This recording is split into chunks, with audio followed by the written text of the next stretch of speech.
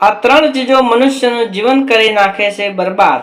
શ્રી કૃષ્ણએ ગીતામાં કહેલી વાત આજે પણ સાચી પડી રહી છે. જીવન ખૂબ જ નાનું હોય છે, તેવામાં તેની દરેક ક્ષણને ખૂબ જ સારી એન્જોય કરવી જોઈએ. ક્યારે શું થઈ જાય એની કંઈ ખબર હોતી નથી. એટલા માટે જીવનના આ સફરમાં આપણે ફૂંકી ફૂંકીને આગળ વધવું જોઈએ. એક નાની ભૂલ આપણી લાઈફ બરબાદ કરી શકે છે. તેવામાં આજે અમે તમને એવી ત્રણ ચીજો વિશે જણાવવા જઈ રહ્યા છીએ જે મનુષ્ય માટે હાનિકારક હોય છે. જો આ ત્રણ ચીજો મનુષ્યના સ્વભાવમાં આવી જાય છે તો તેનું જીવન બરબાદ થવાથી કોઈ રોકી શકતું નથી. શ્રીમદ ભાગવતમાં પણ આ ત્રણ ચીજો વિશે જણાવવામાં આવ્યું છે.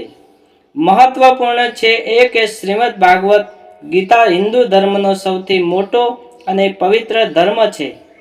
આ ધર્મ ગ્રંથમાં ભગવાન શ્રી કૃષ્ણએ સંસારના ધર્મ અનુસાર પોતાના કર્મ કરવાની સલાહ આપી છે.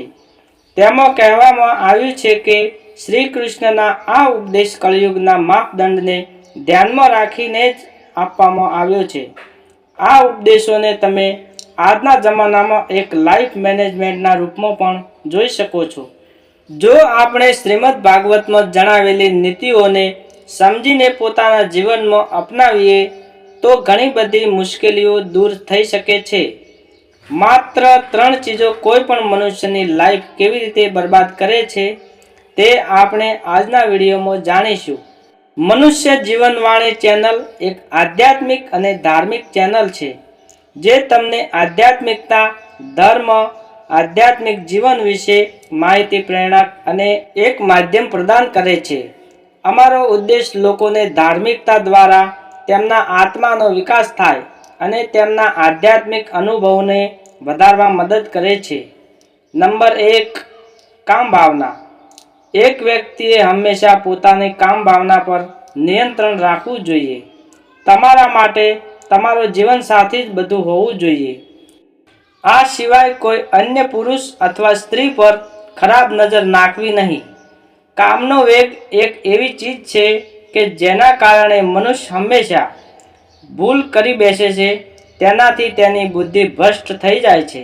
આ કામ ભાવનાના ચક્કરમાં તે પોતાનું જીવન નષ્ટ કરી નાખે છે. એટલા માટે જે વ્યક્તિ આ કામ ભાવના પર નિયંત્રણ મેળવી લે છે તે જીવનમાં ખૂબ જ સુખી અને ચિંતામુક્ત રહે છે. નંબર 2, ક્રોધ. ક્રોધ મનુષ્યનો સૌથી મોટો શત્રુ છે. એ વાત તો તમે સાંભળી જ હશે. શ્રીમદ ભાગવતમાં પણ એ વાત સાથે સહમતિ દર્શાવવામાં આવી છે. મનુષ્યને ક્રોધ આવવો સ્વાભાવિક વાત હોય છે, પરંતુ મોટાભાગે નુકસાન ખૂબ જ ક્રોધ આવવા પર થાય છે. બાદમાં હદથી વધારે ક્રોધિત થવા પર મનુષ્ય ભાન ગુમાવી બેસે છે. આ ક્રોધના આવેશમાં આવીને તે હંમેશા એવી ભૂલ કરી બેસે છે જે પસ્તાવો તેને બાદમાં થાય છે. આ ક્રોધ એક પછી એક ઘણા ખોટા કાર્યો કરાવે છે. નંબર 3, લોભ. લોભ એટલે કે લાલચ. લાલચ પણ વ્યક્તિ માટે હાનિકારક હોય છે. આ લોભના કારણે તે ઘણા એવા અનુચિત કાર્ય કરે છે જે પાછળથી તેની બરબાદીનું કારણ બને છે. આ લોભથી બચવા માટે તમારી અંદર સંતુષ્ટિની ભાવના હોવી ખૂબ જ જરૂરી હોય છે. બીજાની અમીરી, ચીજ કે ધન જોઈને તમારા મનમાં લાલચ કે બળતરા થવી જોઈએ નહીં. આ લાલચ તમારું નુકસાન કરે છે.